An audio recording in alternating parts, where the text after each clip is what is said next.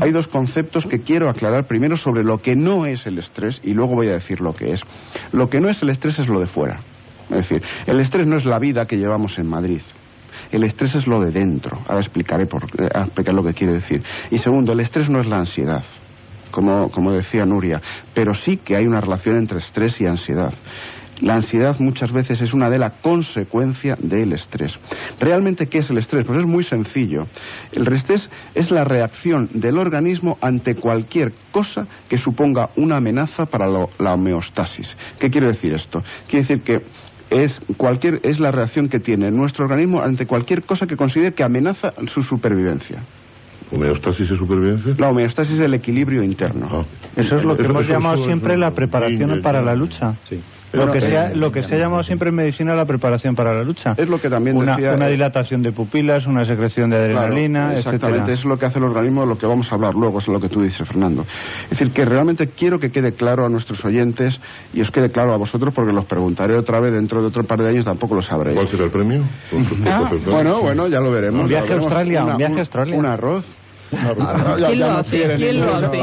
Vamos a ver quién lo hace. No quieren ninguno. Bueno, aquí sabéis que el único especialista en arroces es Fernando Turel, que ha cocinado paellas con agua de Valencia en Barcelona. Claro, eso ya. Bueno, con agua de Valencia en Barcelona. Esto es muy meritorio cuando menos.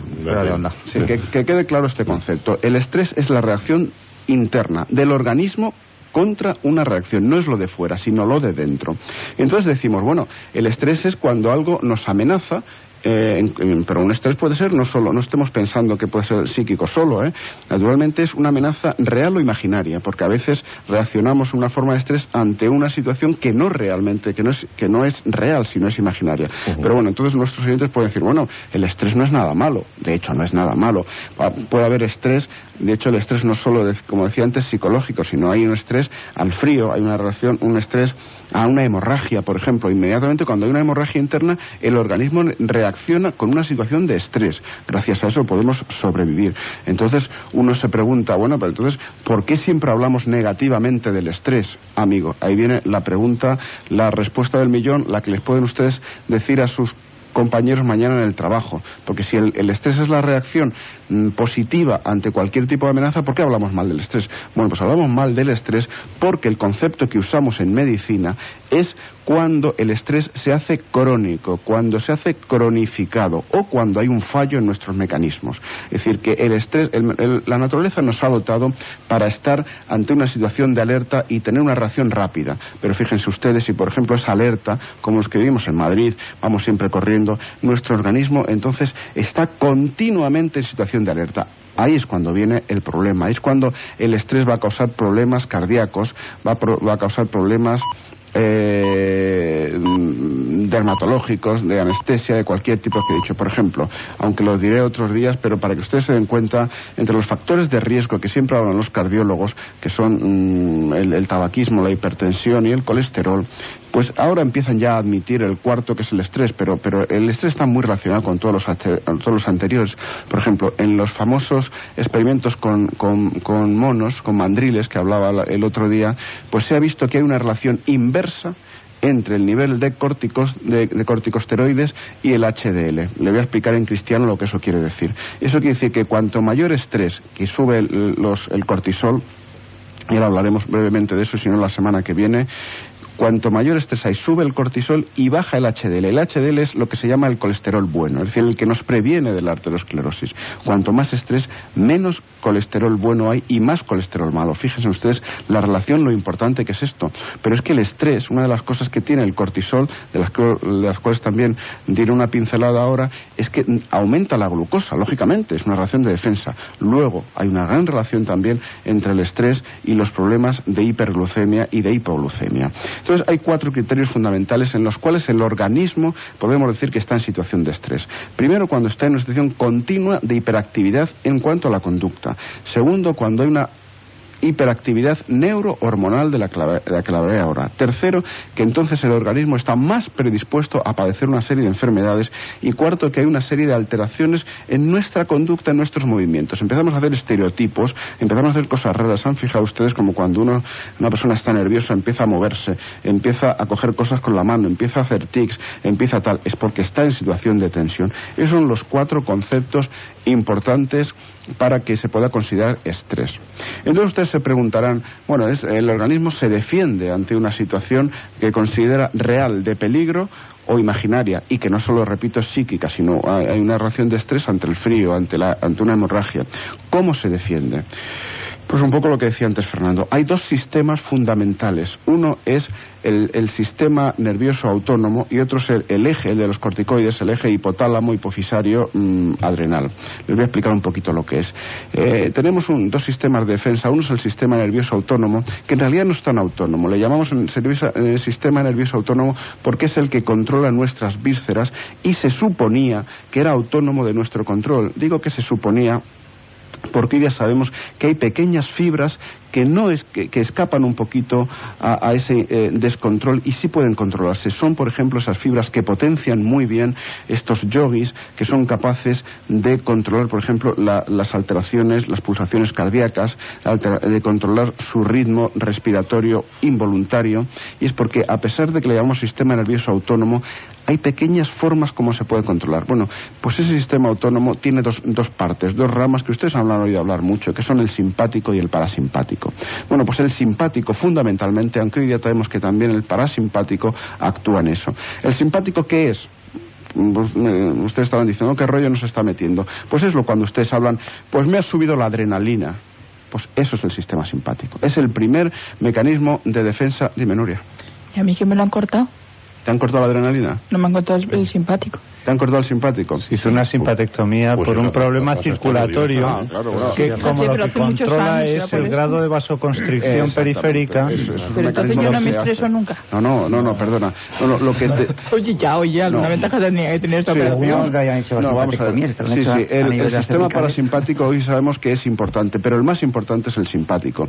Pues la jeringamos, tío Manuel. Nosotros tenemos 3 sistemas de defensa. Uno de ellos es el simpático, otro el parasimpático y otro es el de los corticoides. Si uno no funciona menos, se ponen en marcha los otros. El organismo siempre funciona muy bien. O sea, con que me lo hayan cortado yo soy igual de encantadora que siempre. Sigues igual, no, eso no cambia. Entonces, el primer sistema es el simpático, que es la adrenalina. Es como cuando de pronto tenemos un susto tremendo y nos sube la adrenalina, que es lo que antes Fernando decías, hay una serie de problemas locales que va a producir la adrenalina. Por ejemplo, antes hablaba Fernando de la gripe. A mí me enseñó el jefe de medicina interna hace años que cuando tenga la nariz tapada y no tenga nada en casa, que coja y me levante descalzo y me ponga en un suelo frío rápidamente, porque se produce una descarga de adrenalina e inmediatamente la nariz se descongestiona. Ya si te enfrías más... Usas el vasoconstrictor natural. Endógeno. Claro, exactamente. Es decir, que la adrenalina, una de las cosas que hace es que produce una vasodilatación. ¿Para qué? Para defendernos rápidamente. El segundo mecanismo de defensa que tenemos es un amigo de José Luis. El grito. No será el CRH. El CRH, exactamente. Es el CRH. El CRH es el segundo mecanismo de defensa que tenemos. Es decir, ¿qué es lo que hace? El CRH se segrega cuando hay una situación de alerta. Entonces el CRH hipotalámico mueve a la hipófisis, se produce ACTH, y eso hace que el córtex suprarrenal segregue el cortisol. El cortisol, que es lo que produce la defensa rápida. Es decir, que ante cualquier situación se producen los 2 sistemas, el de la adrenalina y el del CRH o el de los corticoides. Sin embargo, parece, y esto es muy interesante, que luego a la larga uno de los 2 prevalece sobre el otro. Y esto es muy interesante, porque esto quizá lo hablaremos más despacio en los próximos días, porque tiene que ver con la conducta y con el control. Cuando hay una situación normal de lucha, normalmente es la adrenalina, pero cuando la situación ya se pone más difícil, ya hay una situación de descontrol, parece que el organismo no puede, entonces se pone más en marcha el CRH. Es decir, que la naturaleza es sabia y ante uno u otro potencia uno u otro sistema. Pero otros sistemas, entre los dos, además tienen una cosa muy importante, y es que se potencian uno y otro. Pero, y ya quizá para terminar hoy y el próximo día seguiremos, voy a decir qué pasa, por ejemplo, cuando tenemos los corticoides altos normalmente, es decir, cuando estamos en tensión continuamente, en una situación de estrés. Esto es lo que cuando usted dice estoy en estrés es porque lleva una situación de estrés continuada, no es 1 minuto o 5 minutos, que es lo positivo y es lo adaptativo. En cambio el estrés continuo, el estrés crónico es lo mal adaptativo. Entonces está alto el colesterol continuamente. Y entonces ¿qué se produce? Pues se produce primero un aumento de la glucosa, porque el cortisol, una de las cosas que hace es que inhibe la insulina y por lo tanto sube la glucosa. Lógicamente, ¿para qué? Para que el organismo tenga más azúcar y tenga más fuente de caloría para las luchas. Lo segundo que hace es aumentar los aminoácidos, es decir, las proteínas, para que el organismo tenga más fuente. Y lo tercero, aumenta las grasas. Luego fíjense ustedes. Lo de engordar de los nervios es verdad, o sea, naturalmente que sí. Pero luego decís que lo mío es de comer. Vamos, naturalmente que yo nunca he dicho es que además también lo que se produce es mecanismos de defensa contra ese estado de preparación a la lucha. Sí, que entonces, ¿a qué te lleva? A liberarlo de alguna manera, y la gente lo que libera es ansiedad, como en otras situaciones, comiendo. Claro, eso es un mecanismo de lo tuyo no lo dejo como excusa porque no funciona. Y una cosa, ¿y por qué yo cuando, no sé, ya no me queda muy claro si me estreso o algo, pero vamos, me pegan un susto que es frecuente, vamos, que es a veces me vienen alguien por detrás por un lado y estoy muy concentrada, yo no me estreso, yo grito. Es una forma de liberar la tensión. Luego cada uno tiene sus formas de eso. Pero luego se me pasa, se asusta al contrario y luego eso va más bien por el sistema semiautónomo del que hablábamos, ¿no? El grito. El grito forma parte de uno de los mecanismos elementales. Por eso cuando hablemos la semana que viene o dentro de 2 semanas de formas de reaccionar, por ejemplo el grito, por ejemplo el baile, el saltar, son formas de soltar la tensión. Entonces, os decía ya, insisto, para terminar, ¿qué pasa cuando el colesterol, el cortisol está alto? Esas 3 cosas, pero se producen más. Por ejemplo, se inhibe la hormona de crecimiento.